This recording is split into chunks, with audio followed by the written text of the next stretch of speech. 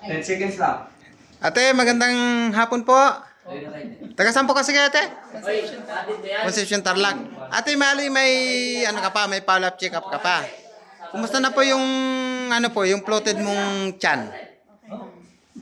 Pero talagang sa mga unang albularyo yung nagpagamot ka, lagi mong iniisip, kinukulam ka?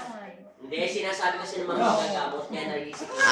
Ang manggagamot na nagsasabi na kinukulam ka. Pero lumabas dito, sciatica nerves.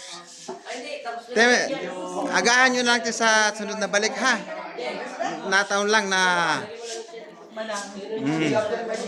kailangan aga-aga mo para maaga-aga kang makauwi. Salamat po. Pero okay na yung pakiramdam mo. Salamat ate sa inyong pagtitiwala ha.